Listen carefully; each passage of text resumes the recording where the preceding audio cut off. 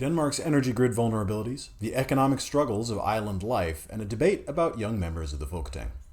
It's week 30. Hope you're enjoying your summer holiday. I'm Amos Miller, and this is the Danish Press Review. All articles from today's edition come from the July 22nd editions of their respective papers. And we start off today with a piece from Politiken. Experts are worried. Denmark lacks a crisis plan for its energy supply. Denmark is heavily reliant on energy from its neighbors, when the sun isn't shining and the wind isn't blowing. But sabotage and energy nationalism threaten Danish energy security.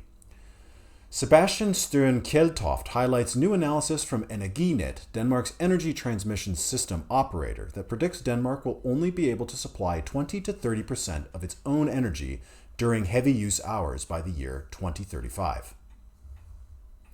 Denmark produces the vast majority of its energy via wind and solar, which on a good day can result in multiple times more energy produced than Denmark needs.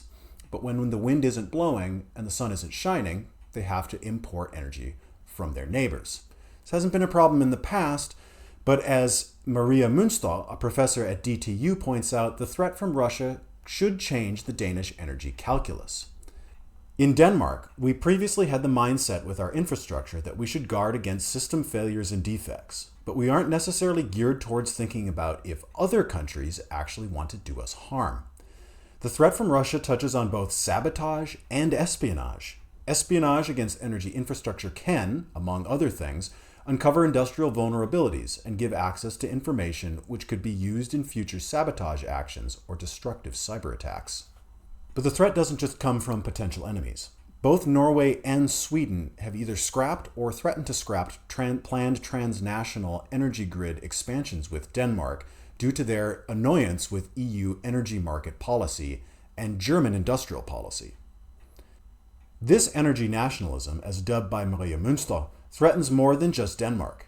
These are big problems staring us in the face, both with climate and our energy grid. It's both cheaper and easier to work together. So I'm absolutely worried about energy nationalism. Potential solutions could be to take advantage of existing infrastructure, such as empty salt caves in Nordjylland. Lars Storm Pedersen, leader of the Institute for Energy at Aalborg University. Denmark has in Nordjylland a totally unique geography in the form of underground salt caverns. Today these are used to store gas, but they could be potentially used to store hydrogen, which they already work with. This hydrogen storage could serve as Denmark's energy contribution to crisis capacity in Northern Europe. For the past several weeks in Berlingske, they've profiled the age divide between young and old in the youngest Folketing ever elected.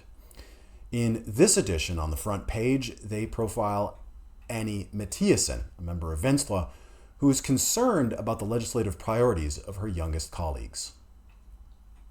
After 15 years in the Folketing, she's worried about newer times. It's become unserious. Annie Mathiasen warns that social media and a massive experience loss are on their way to change the way Danish lawmaking happens. After 15 years as a member of the Folketing, the Venstre politician has experienced that the appetite for important bread-and-butter politicking is disappearing along with experience. Mathiasen describes how she has been questioned by some of her younger colleagues about the need to partake in committee meetings or in floor debates. She's also been asked about how they can turn those sorts of events into social media presentable clips or images. Can it pay to use 3 hours in a negotiation room? And if I absolutely have to be there, is there something I can post on social media so I get something out of it myself? Mathiasen worries about the quality of lawmaking coming out of a less engaged Folketing membership. The Folketing floor is one of the most important foundations we have.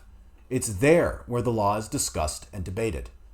You become fundamentally more informed on why others think opposite from yourself. Ultimately, it's the quality of lawmaking that risks being affected when the debate on the Folketing floor is degraded to a theater show that you partake in to get a video clip for your social media accounts. But not everybody is so concerned about the youngest members of the Folketing. In Kristi Dagblad, former member for the Folketing, most recently for Liberal Alliance, Simon Emil Amitsbøl Bille writes to defend the youth of the Folketing. Are the younger Folketing's politicians really worse politicians than those who came before? Young Folketing's politicians are being accused of being good at social media and bad at lawmaking at Christiansborg, but the two things are not connected. Amitsbøl-Bille points out that the previous generation of politicians were also accused of not prioritizing lawmaking, but that fundamentally politicians must gain and hold power, and in today's landscape, that means using social media well. Of course, the generation that grew up with social media is better at using it than the rest of us that had to learn how to use it later in life. To the point of debate and discussion on the floor and in committee, Amitsbøl-Bille points out, "When I went to my first committee meeting, it was all a formality. Is this what people expect the young to take seriously? Or maybe all of the floor speeches, which are often just an act for Folketing's members without anything important to say." Finally, from the pages of Nordjyske, a story about the future of the island of Læsø. "We need to be better at telling how good we've got it." Victor Kvist interviews the mayor of Læsø Kommune, Niels Udgaard, on the future of the island in the face of negative workforce projections. "Fano got Copenhageners to move in. That's something Læsø could learn from." Læsø is expected to lose 15.2% of its working age population by 2040. This could spell catastrophe for the island, which is already supplemented by 20 million krone from the Danish state every year, as fewer working residents means less taxable income. Niels Udgaard points to the success of another island, Fano, in changing that trajectory. In the most recent years, Fano has added more newer residents than it's lost. The settlement effort runs primarily on talking about a life close to nature for young families via campaign videos. The case highlights a problem for many smaller communities in Denmark, not just islands. A hollowing out of the working age population, the closure of physical stores and its spaces to interact with neighbors, and a lack of localized political representation.